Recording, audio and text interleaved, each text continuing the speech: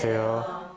예, 저는 예수회의 기도의 사도직을 담당하고 있는 손후배 요셉 신부입니다. 오늘 지난 시간에 이어서 우리들의 상처에 대해서 또 같이 나눠보도록 하겠습니다. 기도로 시작하겠습니다. 성부와 성자와 성령의 이름으로 아멘. 자비하신 주님, 저희가 이 시간 우리의 상처에 담긴 신비를 묵상하고자 하오니 성령을 보내주시어 저의 마음을 당신 사랑으로 타오르게 하소서. 우리 주 예수 그리스도의 이름으로 비나이다. 아멘. 성부와 성자와 성령의 이름으로 아멘. 예, 이번 시간에는 예수 성심과 우리의 상처 중에 우리 상처에 대해서 좀 함께 나눠보겠습니다. 사실 우리들은 누구나 크건 작건 각자의 어둠과 상처를 가지고 살아가고 있습니다. 사실 상처에 대해서 한번 얘기해보자 그러면 여기서 아무나 붙잡고 얘기를 해도 잠 안 자고 7박 8일은 그죠? 7박 8일도 모자르죠? 아무나 붙잡고 얘기해도 그렇게 지납니다. 보면은 자기가 받은 상처가 세상에서 제일 크죠. 왜 그럴까? 저는 그렇게 생각해요. 왜냐하면 내가 받은 상처에 그 이상의 상처에 대한 체험이 없어서 그래. 그렇잖아요. 자기 받은 상처가 지금까지 받은 것 중에 최고였으니까 그 이상은 경험을 못했으니까 항상 자기가 받은 상처가 세상에서 제일 큽니다. 그렇다면 우리는 어떻게 우리의 어둠과 상처를 대면해야 하는가? 이미 오래전에는 이 상처, 나약함, 어둠 이러면은 좀 우리가 멀리 해야 될 거, 악, 이렇게 생각을 했지만 현대의 영성에서는 이미 그거를 더 이상 그렇게 생각하지 않아요. 그렇게 생각 안 합니다. 더 이상 배타적으로 생각하거나 거부하지 않고 우리의 어둠과 함께 어울려 주님께 나아가는 영성으로 지금 이미 바뀌었습니다. 바뀌었고, 그래서 그러니까 십자가를 안고 가는 영성이죠. 십자가를 안고 가는 영성이에요. 그럼 어떻게 우리가 내 어둠 안에 계시는 예수님을 찾을 수 있을까? 어떻게 나의 어둠과 함께 살아갈 수 있을까? 한번 생각해 봅니다. 알코올 중독자가 말이죠. 치유가 되려면 나는 알코올 중독자입니다 라고 스스로 고백해야 치유가 된답니다. 근데 거기까지가 그게 안 된대요. 여러분도 아시죠? 알코올 중독자라고 그러면 난 아니야 그러죠. 근데 그렇게 되면은 치유가 안 된대요. 맞습니다. 저는 알코올 중독자입니다 라고 스스로 받아들일 때 치유가 시작이 된대요. 그러니까 상황이 변했기 때문이 아니라 열린 마음으로 자신의 상황을 있는 그대로 받아들였기 때문입니다. 80이 다 되신 어떤 신부님께서 이런 말씀을 하셨어요. 자신은 어려서부터 늘 자신을 괴롭혔던 악한 성향이 있어서 이것을 마주칠 때마다 기도를 열심히 해서 그거를 내려놨답니다. 내려놨는데 좀 지나니까 또 자기가 들고 있더래요. 그래서 또 기도를 해갖고 그것을 내려놓으면 좀 지나면 또 들고 있고. 그래서 이 신부님이 기도를 하다가 어느 날, 이거는 내려놓는 게 아니라 평생을 내가 가지고 가는 거구나. 이걸 깨달았대요. 이런 것들이. 그러니까 자신이 평생 지고 가야 할 자신의 십자가라는 것을 받아들이고서부터 마음의 평화를 얻은 거예요. 그러니까 어둠과 상처를 인생의 내 몫으로 받아들인 것이죠. 인생의 내 몫으로. 인생에는 말이죠. 내 몫이 있고 내 몫이 아닌 게 있습니다. 그리고 대부분의 우리의 평화는 내 몫이 아닌 것을 탐할 때 깨집니다. 여러분도 아시다시피 어떤 거는 정말 갖고 싶은데 아무리 노력해도 못 갖는 거 있죠. 옆 사람은 갖고 있는데. 그리고 또 어떤 것들은 이건 내 것이 아니었으면 좋겠는데 계속해서 내 게인 거 있죠. 그리고 계속해서 내 옆에 있으면서 나를 괴롭히는 거예요. 괴롭힙니다. 저는 개인적으로 이 40, 50대 때 이 바로 자신의 몫과 자신의 몫이 아닌 것을 구별하고 그것을 받아들여야 된다는 생각을 합니다. 그럼 여러분들이 어떤 게 내 몫인지 어떤 게 내 몫이 아닌지 이게 애매하죠? 제가 또 그걸 또 확실하게 정해드리겠습니다. 한 50쯤 됐는데 지금까지 막 노력을 했는데 못 가진 거 있죠? 그 여러분 거 아닙니다. 근데 지금까지 막 버리려고 했는데 끝까지 지금 내가 가지고 있는 거죠. 그 여러분 겁니다. 그거는.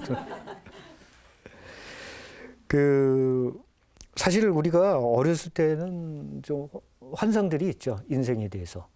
자신의 목 이런 걸 굉장히 크게 잡죠. 크게 잡고. 그러면서 굉장히 중학교나 고등학교 때 혹시 여러분들 생각하면은 좀 나는 특별할 것 같지 않았어요? 내 인생은 좀 특별할 것 같은 생각 안 들었어요? 들었어요. 네. 근데 지금 이렇게 지나고 나서 들어보니까 어때요? 그냥 그렇죠. 그냥 그렇습니다. 그러니까 그것이 자신의 몫과 자신의 모습을 있는 그대로 받아들여야 됩니다. 그렇지 않으면 자신도 힘들고 주변 사람도 힘들어. 오래전에 옛날 친구들도 이렇게 보면은 고등학교 때나 이럴 때 보면은 저 친구는 이 다음에 좀 한 자리 하겠는데 좀 다르네. 이렇게 보였던 친구들 지금 만나보면 어때요? 다 그냥 고만고만하죠? 다 고만고만합니다. 예. 그러니까 특별할 것 같은 친구들도 그냥 그렇습니다. 그리고 아주 우리 솔직히 얘기하면은 우리가 어렸을 때는 꿈이 많아서 그럴지 모르지만 우리 이렇게 인생을 어느 정도 한 50년 이상 이렇게 살다 보면 어때요? 그냥 우리 어때요? 그냥 다 대부분 우리 인생의 대부분은 그냥 그런 사람들이죠. 네. 그냥 그런 사람들입니다. 근데 이런 걸 받아들여야 되는데 특히 자기 아이들에 대해서는 아주 특별하죠, 우리 애가. 근데 아주 솔직하게 하면은 그 아이들도 우리랑 별반 다를 바 없어. 이런 것들도 빨리 받아들여야 마음이 편해. 그런 것들이요. 예. 그냥 특별해야 돼. 그러면 더 내가 힘들어지는 거예요. 더 힘들어지는 거예요. 저는 개인적으로 그러니까 40대 중반쯤에 인생에 내 몫이 있고 내 몫이 아닌 게 있구나 이런 걸 찾고 나서 그러면서 또 굉장히 편해지기 시작했어요. 그러니까 무슨 상황이 바뀌어서가 아니라 그냥 있는 그대로 내 몫이 아닌 걸 더 이상 탐하지 않고 내 몫인 거는 싫지만 내가 그걸 받아들이면서 해갖고 그래 이게 내 인생의 몫이다 받아들이면서 해갖고 마음의 평화가 있어요. 마음의 평화를 얻었던 거죠. 그래서 저는 사실은 이렇게 나이가 들어가면서 정말 젊었을 때 모르는 것들을 이렇게 하나둘 이렇게 깨닫게 됨으로 해갖고 참 개인적으로 저는 사실은 나이 드는 게 사실 기다렸죠. 그러니까 예를 들어서 이런 거죠. 5층에 뭐가 있을까? 이런 것들이 있네. 그러면 6층엔 뭐가 있지? 뭐 이런 생각 때문에 나이 드는 게 기다렸죠. 이런 게 있었구나. 그러니까 어떤 사람들 그러죠. 나이 먹은 게 자랑이냐 그러는데 저는 그렇게 얘기합니다. 자랑이다. 왜냐하면 그런 것들을 하나둘씩 이렇게 인생에 대해서 이렇게 삶에 대해서 알아가기 시작을 하니까요. 저는 이제 개인적으로도 이렇게 보면은 저는 참 어려서 중학교 때 꿨던 꿈을 지금도 생각하는데 아주 철학적인 꿈을 꿔가지고 중학교 1학년 때인가 2학년 때인가 꿈을 꿨는데 비행기에서가 타고 있는 비행기가 추락을 하는 거예요. 그러니까 막 온 사람들이 막 난리를 치고 막 울부짖고 있는데 저는 가만히 있는 거예요. 막 옆에 쓰는 사람이 막 나한테 붙잡고 넌 어떻게 된 거냐 뭐 괜찮냐고 막 이랬을 때 제가 꿈에 이런 얘기를 했어요. 사람은 창조된 만큼 살다 가는 거야. 아주 철학적이죠. 중학교 1학년이. 네, 그러니까 그 자신의 몫이라는 것들이 사실 있습니다. 그래서 그런 것들을 이제 있는 그대로 자신이 받아들이는 거죠.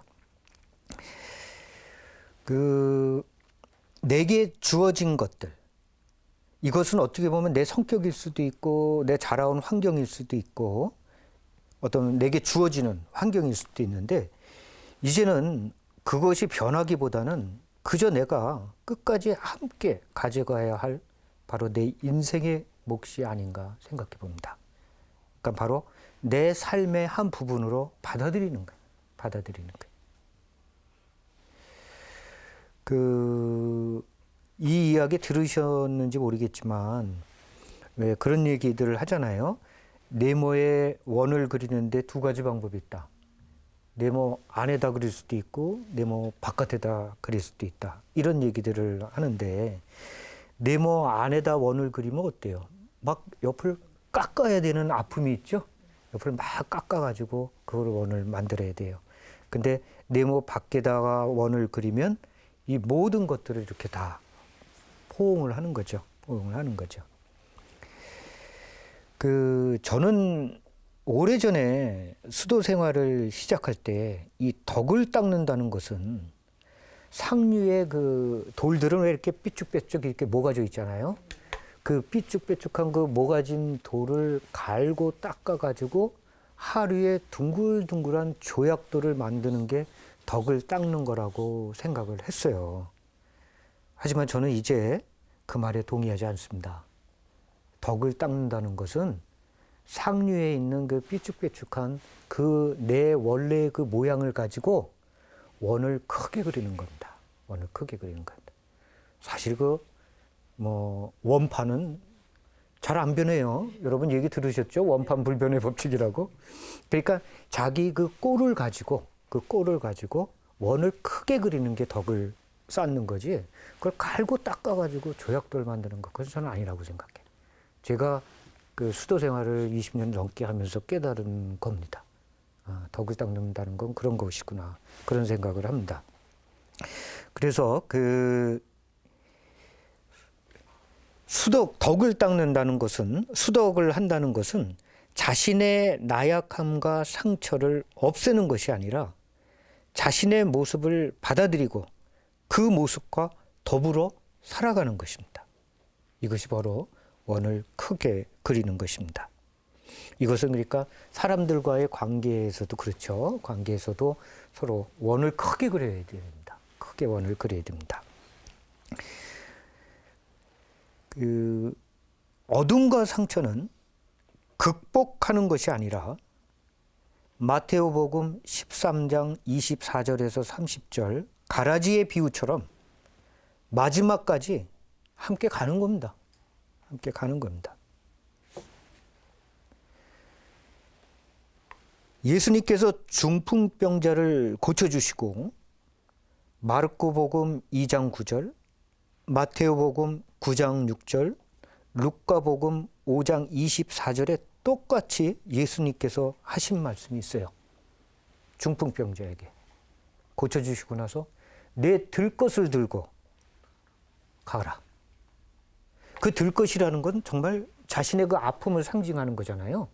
근데 예수님께서 이 세 복음에서 똑같이 가지고 가라, 그렇게 말씀을 하십니다. 따라서 우리는 그런 것들이 없어지기를 바라기보다는 어떻게 함께 어울려 갈 것인가, 이것을 기도해야 됩니다. 상처의 치유는 바로 여기서 시작되는 겁니다. 여기서 시작되는 겁니다. 미운 사람도 늘 함께 있습니다. 여러분도 10년 전에 미운 사람이 있었죠? 지금도 있죠? 제가 예언을 하겠습니다. 10년 후에도 있을 것입니다. 그러니까 이런 게 없어지는 게 아니라 그냥 함께 늘 하는 거에, 그게 인생이에요. 그렇기 때문에 미운 사람이 없어지기를 바라지 말고 어떻게 함께 할 것인가를 생각하세요. 이게 삶의 지혜예요. 이게 인생인 걸. 주변에 항상 늘 그런 사람들은 있습니다. 그러니까 우리 자신의 모습을 그대로를 가지고 원을 크게 그리는 겁니다. 크게 그리는 것입니다.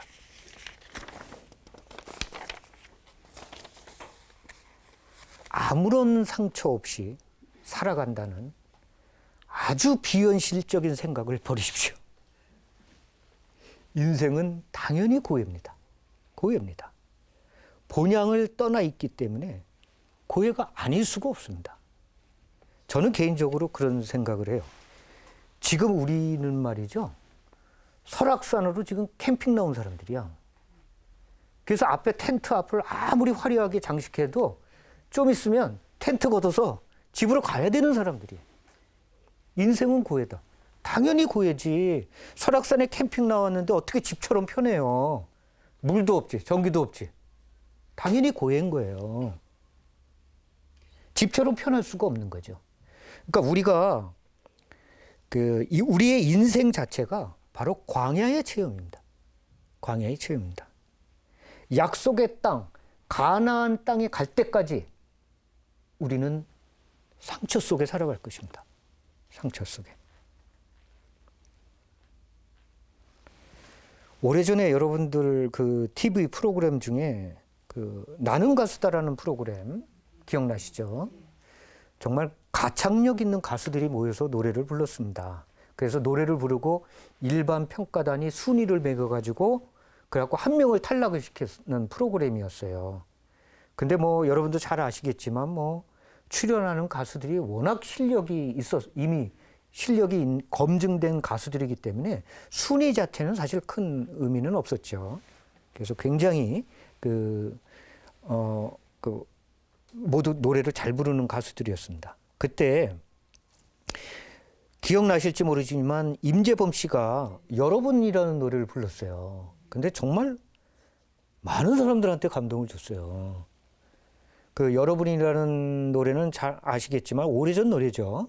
그리고 자신의 외로움을 누군가 위로해 주리라 뭐 이런 가사인데 방청객들이 눈물을 흘리면서 그 노래를 들었고 저도 눈물을 흘렸어요. 네, 저도 눈물을 흘렸어요. 그리고 기립박수를 노래가 끝난 다음에 쳤는데 저도 눈물을 흘리면서 그 노래를 듣고 나서 야, 어떻게 노래만으로 사람들에게 그토록 큰 감동을 줄 수 있을까? 무슨 좋은 강연을 한 것도 아니잖아요. 그리고 또 노래를 처음 들어보는 것도 아니잖아요. 이미 다 아는 건데 어떻게 노래로 사람들이 그 감동의 눈물을 흘릴까? 잘 아시겠지만 임재범 씨가 인생이 그렇게 평탄하지가 않았죠. 그래서 인생의 그 수많은 굴곡을 경험했던 가수입니다. 그래서 그의 노래에는 바로 그 세월의 흔적이 묻어있기에 노래만으로 사람들에게 충분히 감동을 전할 수가 있었던 거예요. 그 노래가 끝난 다음에 그 인터뷰했던 걸 전 지금도 기억을 해요. 그 임재범 씨가 40이 넘었는데 인터뷰하면서 어떻게 그렇게 노래를 감동적으로 하실 수 있으십니까? 이렇게 물어보니까 임재범 씨가 이렇게 얘기를 했어. 40이 넘은 나이인데 인터뷰에서 저는 그동안 친구가 없었어요. 그죠? 그러니까 자신의 그 외로움 그걸 보면서 얘기를 했던 거예요. 그러니까 그 노래에 이런 것들이 담겨져 있었던 거죠. 그날 경쟁에서 탈락한 가수가 여러분들 깜짝 놀랄 거예요. 김현우 씨예요, 김현우 씨. 복면가왕, 클레오파트라. 아시지만 아주 상당한 실력파 가수죠. 노래 정말 잘 부릅니다. 근데 그 김현우 씨도 또 인터뷰를 했어요. 또 아쉽지 않으세요? 이렇게 얘기를 했는데 김현우 씨가 이렇게 얘기를 해요. 저는 사실 그동안 어려움 없이 살아왔어요. 그렇기 때문에 아픔을 노래할 때면 늘 그런 것을 표현하는 게 힘들었습니다. 그렇게 얘기를 하는 거예요. 그러니까 노래를 잘할 수는 있는데 이게 감동을 전하는 것이 어려웠던 거예요. 하지만 여러분도 잘 아시겠지만 노래를 그저 잘한다고 해서 사람이 감동하진 않아요. 노래를 잘한다고. 근데 임재범 씨 같은 경우는 지난 세월의 아픔이 그의 노래를 감동적으로 또 아름답게 만드는 거예요. 저는 이 프로를 보고 나서 어쩌면 우리의 인생도 이런 것이 아닐까라는 생각을 했어요. 아픔과 상처가 없다면 인생을 잘 살 수는 있는데 감동적이진 않아. 감동적이진 않아. 오히려 우리의 아픔과 상처가 우리의 인생을 아름답게 만드는 것이구나 라는 생각을 했어요. 아까 제가 노르위치의 그 줄리안이 죄는 필요합니다. 이런 얘기를 했다고 했잖아요. 지난 시간에. 근데 저는 이렇게 이야기를 합니다. 어둠과 상처는 필요합니다. 그래서 인생은 아름답습니다. 어느 날 그 농부가 시장에서 강아지를 팔고 있었는데 한 소년이 다가와 그 강아지가 여러 강아지가 있었는데 한 소년이 다가와서 그 중에 다리 저는 강아지가 하나 있었는데 그 소년이 그 다리 저는 강아지를 사는 거야. 그래서 그 농부가 여기 건강한 거 가지고 가 그랬더니 굳이 그 소년이 다리 저는 강아지를 사갔어요. 근데 그 농부는 그 아이가 강아지를 안고 가는 그 뒷모습을 보면서 깜짝 놀랍니다. 아이도 다리를 절고 있었습니다. 도종환 시인은 이 소년의 이야기를 다룬 그 산문의 제목이 바로 이것입니다. 눈물을 흘려본 사람만이 남의 눈물을 닦을 수 있다. 상처가 있는 사람들이 많은 것을 봅니다. 상처 있는 사람들이. 제가 얼마 전에 들은 이야기인데 동방 박사들이 아기 예수님을 찾아서 별을 보고 그 먼 거리에서 별 하나 보고 아기 예수님을 찾아갔죠. 별을 보고 찾아갔습니다. 그러면 동방 박사들이 낮에는 뭐 했을까요? 별이 안 보여. 그죠? 황당하죠? 낮에는 뭐 했나? 동방 박사들은 밤에만 별을 볼 수 있었어요. 우리의 어둠, 나약함, 그리고 상처 중에 별이 빛납니다. 그때 우리는 어디로 가야 할지를 알게 됩니다. 그래서 어둠은 반드시 필요합니다. 선은 악이 있을 때 드러납니다. 빛은 어둠과 상처가 있을 때 볼 수 있습니다. 제가 저도 이제 50이 넘고 이제 60이 돼 가니까 제 또래 이제 친구들 오랜만에 만나면 이렇게 성공한 친구들도 있어요. 그래서 가끔 그런 친구들 만나서 식사를 같이 하면은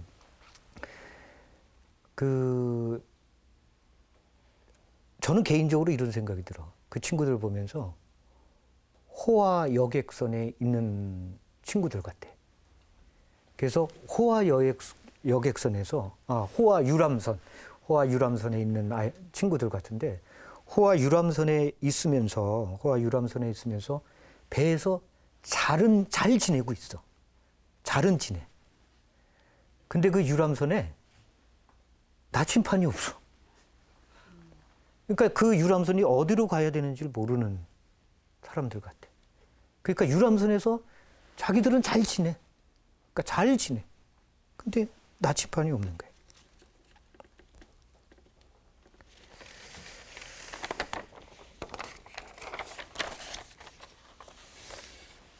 인생은 고해다. 왜 인간은 이토록 많은 고통 속에 살아가는가? 어떤 때는 주님 어서 오소서. 우리에게는 더 이상 희망이 없습니다. 당신만이 오시어 우리의 이 고통을 멈추실 수 있습니다. 오소서 주님 이라고 기도를 드리곤 합니다. 참으로 세상 사람들은 가난, 질병, 전쟁, 기근 그리고 여러 가지 이유로 온갖 고통과 번민 속에 살아가고 있습니다. 그것을 우리의 욕망의 탓으로 돌리기에는 순수한 사람들이 겪는 그런 고통들을 이해할 수 없습니다. 그렇다면 이러한 세상의 고해는 무엇인가? 시편 23장 1절 주님은 나의 목자 나는 아쉬울 것 없어라. 이것이 바로 삶의 지혜입니다. 바로 야훼 하느님께서 고해 속을 살아가는 우리들에게 참된 진리를 가르치시고 있습니다. 우리들이 참으로 어찌 살아가야 하는지. 주님 안에서 평화를 얻는다는 것은 하늘과 땅을 만드신 분이 나와 함께 하기에 고통과 어둠의 골짜기를 지나도 두려움이 없는 참된 평화입니다. 시편 23장 4절에 이렇게 써 있습니다.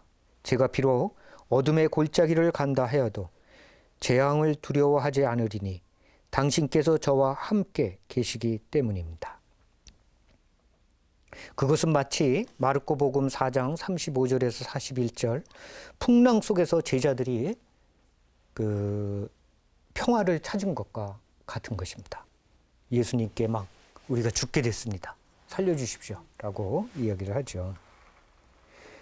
주님 안에 머물 때 참으로 우리는 평화를 얻게 됩니다. 우리가 추구하는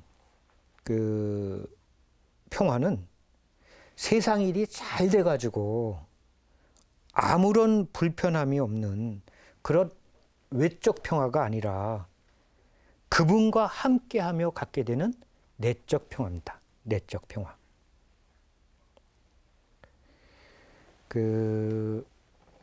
베트남이 공산화될 때 예수의 신부님 중에 두안 신부님이라는 분이 있는데 공산화됐을 때 신부님 수녀님들이 전부 탈출을 했어요. 그랬는데 우리 예수의 로마에 계신 예수의 총장 신부님이 들어가면은 뻔히 잡힐 줄 알면서 두안 신부님 보고 들어가라고 그랬어. 정말 지독하죠. 그래서 아니나 다를까 베트남에 들어가자마자 이제 잡혀서 투옥이 돼서 9년 동안 감옥에 있었어요. 근데 9년 동안 있으면서 회원 번역도 하시고 그리고 또 아주 잘 지내셨나 봐요. 그래서 간수들도 이제 이렇게 많이 존경도 하고 그랬었나 봐요. 근데 하루는 간수가 그러더래요. 신부님은 여기서 9년 동안 기도를 하셨습니다. 근데 아직도 여기 감옥에 계십니다. 뭐 때문에 기도하십니까? 그래서 이 신부님이 그러셨대요. 나는 한 번도 저를 이 감옥에서 나가게 해주십시오라고 기도해 본 적이 없습니다. 주님, 제가 당신과 함께하며 제가 머무를 수 있도록 저를 도와주소서. 이렇게 기도했다고요. 바로 그런 기도죠. 세상에는 말이죠. 상대적인 평화가 있고 절대적인 평화가 있어요. 우리의 마음에 다시 변하기 쉬운 상대적인 것에 마음에 다시 꽂혀서 내가 평화를 얻는다면 그것이 변해할 때 내 평화도 무너져 버립니다. 그러니까 내가 사람이나 돈이나 명예 이런 것에 내 마음에 다시 꽂혀서 그런 상대적인 것에 마음에 꽂혀서 내가 평화를 얻는다면 그것이 없어짐과 동시에 내 평화는 없어집니다. 그러니까 절대적인 평화라 하면은 변하지 않는 것에 바로 내 마음에 다시 꽂혀서 그 안에서 저희가 평화를 얻어야 되는 것입니다. 사람한테 종속되지 마십시오. 저 사람이 나를 어떻게 하면 어쩌지? 이런 식으로 사람한테 종속되지 마십시오. 그러면 상처받기 쉽습니다. 하느님께만 의탁하십시오. 그분만이 한결같습니다. 사람은 한결같지 않더라고. 한결같지 않더라고.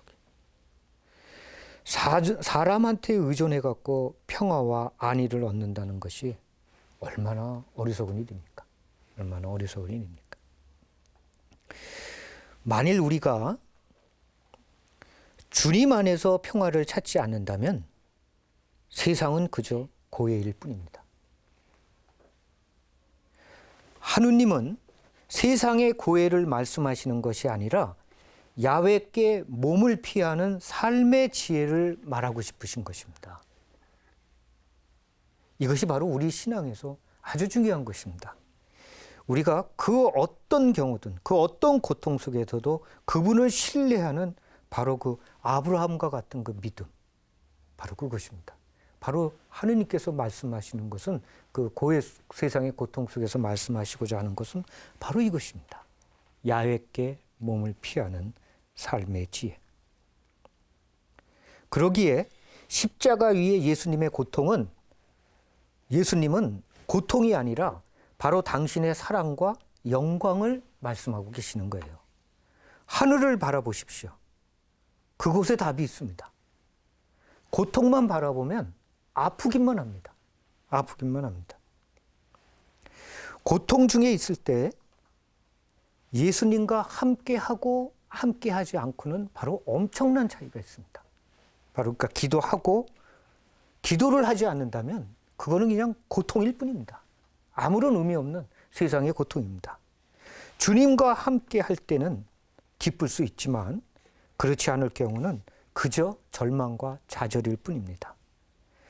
그분 없이는 세상은 허무요 고해일 뿐입니다.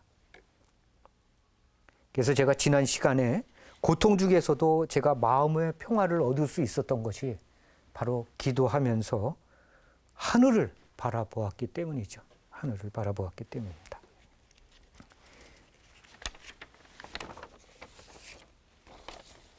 고린도 전서 13장 13절에 보면 그 믿음, 희망, 사랑이라고 있죠. 근데 어디서는 번역할 때 믿음, 소망, 사랑 이렇게 번역을 하죠. 근데 소망하고 희망은 그 뉘앙스가 엄청난 차이가 있죠. 소망은 어때요? 지금 뭔가 여기서 간절히 뭔가 이루어지기를 바라는 그런 거고 뉘앙스가. 희망은 어때요? 지금 아픔과 고통 중에 있지만 언제이고 그분과 함께할 그 시간을 생각하면서 이 상처를 내가 받아들이는 거잖아요. 엄청난 차이 있죠? 희망하고 소망. 그래서 저는 소망이 아니라 희망이라는 번역이 더 합당하다는 생각을 해요. 희망이라는 번역이. 제가 여기는 지금 여기 함께 하시는 분들은 다 자매님들이래 갖고 군대 갔다 오신 분 없으시죠?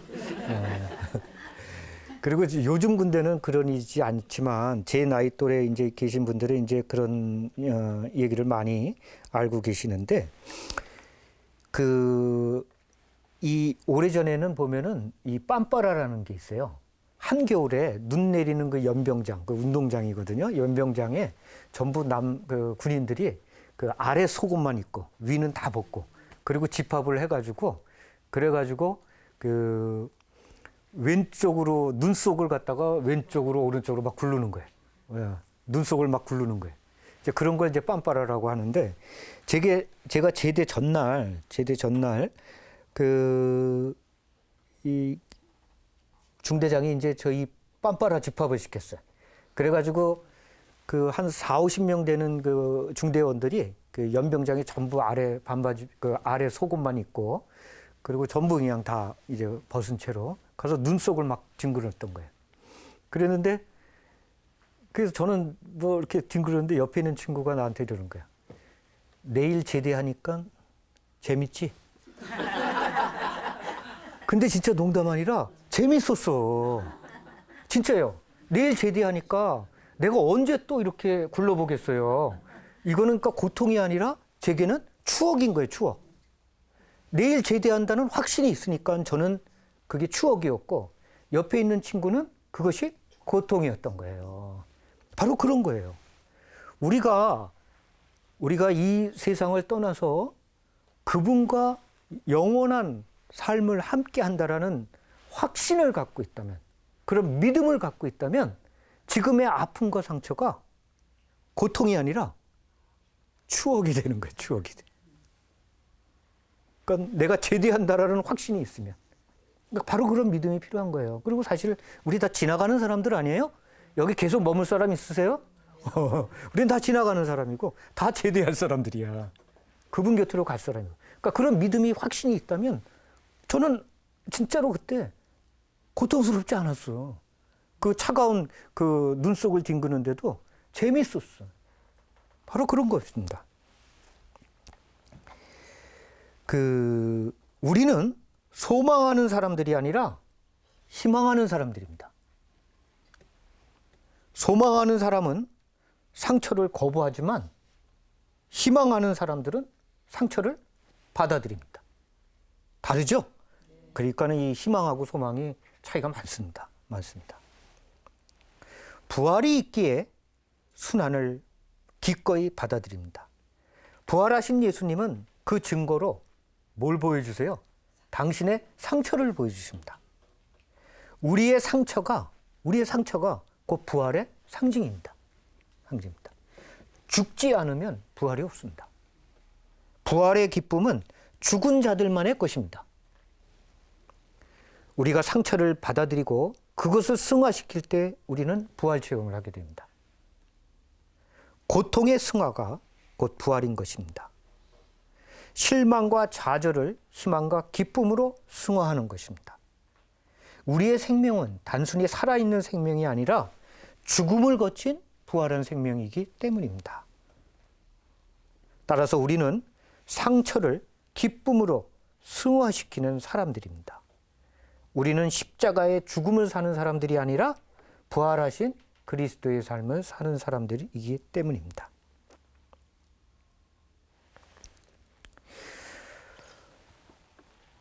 프랑스 루르드에 가보신 분들은 아시겠지만 루르드에 가보면 성모님께서 루르드의 가장 아름다운 곳에서 발현하셨나요?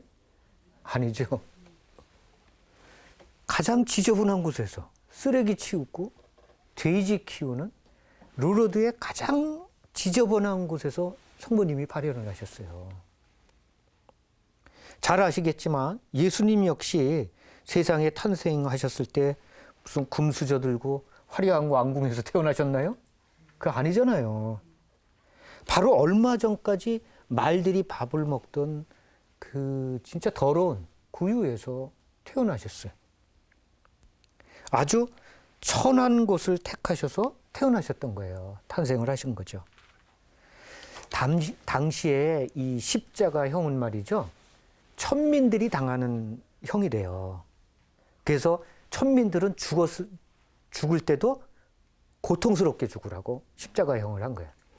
근데 로마 시민이었던 바오로는 로마 시민이니까 죽을 때 빨리 죽으라고 참수형을 시킨 거예요. 그죠? 그래서 그러니까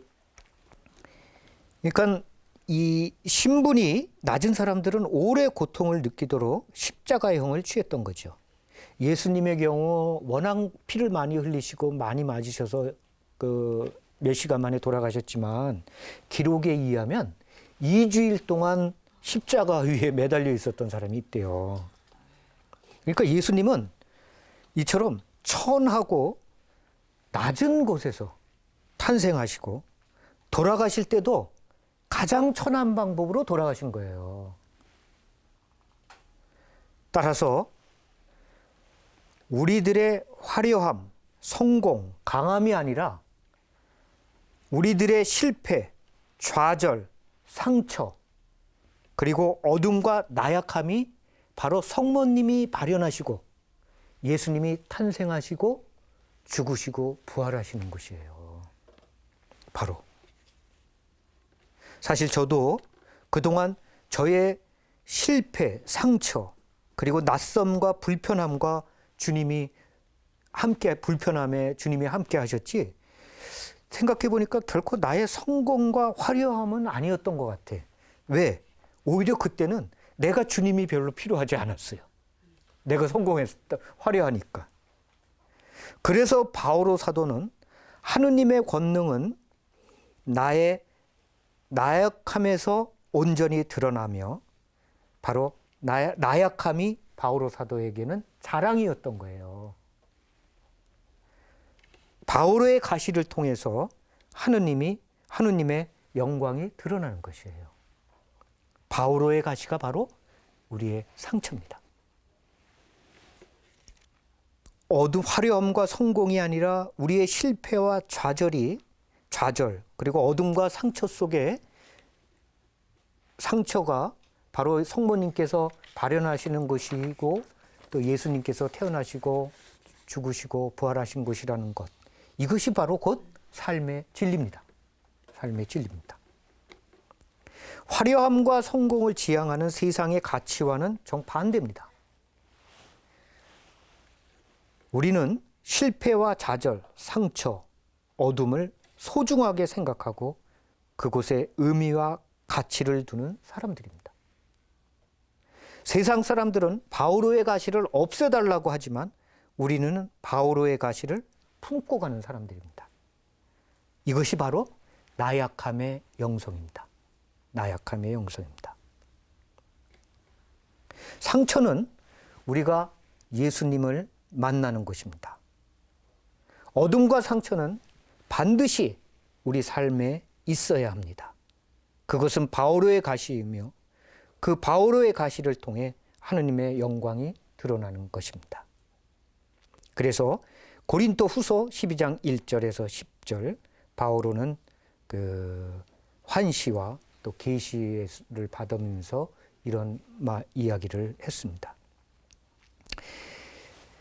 제가 얼마 전에 기도를 하면서 아주 큰 깨달음을 얻은 적이 있습니다. 얻은 게 있는데, 이 장면은, 이 성화는 여러분도 아시다시피 그리스도인을 박해하던 바오로의 회심 장면이죠. 예. 그래서 길을 떠난 사울이 다마스쿠스에 이르렀을 때 갑자기 빛을 바로 보면서 눈이 멀죠. 그러면서 이 말에서 내동댕이 쳐집니다. 앞서 제가 이런 얘기를 했죠. 성모님이 발현하셨던 벨기에 보랭의 11살짜리가 그 지구를 보면서 사랑이구나라고 이렇게 그것을 느꼈던 것처럼, 저도 언젠가 기도를 하다가 이 장면을 바라보면서 사랑이구나, 이걸 깨달았어요. 주님께서 나를 사랑하지 않으신다면 결코 나를 이처럼 말 위에서 내 동댕이 치시지 않습니다. 이 장면은 징별이 아니라 하느님의 엄청난 사랑이라는 걸 제가 깨닫게 됐습니다. 그러니까 이 장면을 보면서 하느님의 그 뜨거운 사랑을 제가 느꼈어요. 아, 사랑이구나. 그래서 사랑은 신비입니다. 그는 땅에 엎어졌다. 그리고 사울아, 사울아, 왜 나를 박해하느냐 하는 소리를 들었다. 사도행전 9장 4절. 사제가 서품을 받으면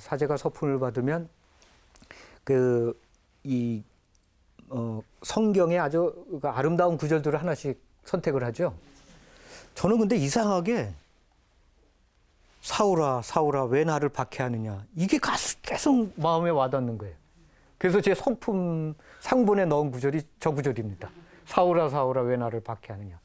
근데 그걸 이유를 몰랐는데, 이제야말로 저는 제가 그때 왜 저거를 선택했는지 깨닫게 됐어요. 그것은 사랑이었던 거예요. 사랑입니다. 그래서 여러분들이 정말 여러분들의 상처 안에 담긴 그 하느님의 그 뜨거운 사랑을 우리가 지금 여기서는 이해하고 헤아릴 수 없지만 언제이고 그 11살짜리 보랭이의 그 아이처럼 그 모든 것이 하느님의 사랑이었다라는 것을 우리가 깨닫는 날이 언제이고 있으리라 믿어 의심치 않습니다. 네. 그래서 여러분들도 그 하느님의 영광을 드러내는 그 바오로의 가시, 바오로의 그 가시를 가슴에 품고 그분을 향해 우리는 나아가는 것입니다. 잠시 침묵 중에 기도하겠습니다.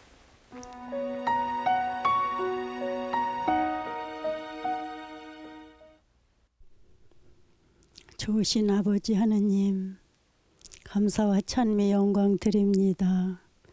오늘 이렇게 신부님께서 모든 고통은 다 사랑이고 하느님께 나가는 길이라는 걸 알려주셨습니다. 이 자리에 우리 모인 모든 이에게 주님의 은총이 항상 충만하게 하시며 고통을 고통으로 받아들이지 않고 영광으로 생각하고 하느님이 더 좋은 걸 주시리라는 자부심을 갖고 그 고통을 받아들이며 기쁜 삶을 살아갈 수 있도록 이 자리에 모인 우리 모두에게 은총 내려주소서. 주님, 저희의 기도를 들어주소서.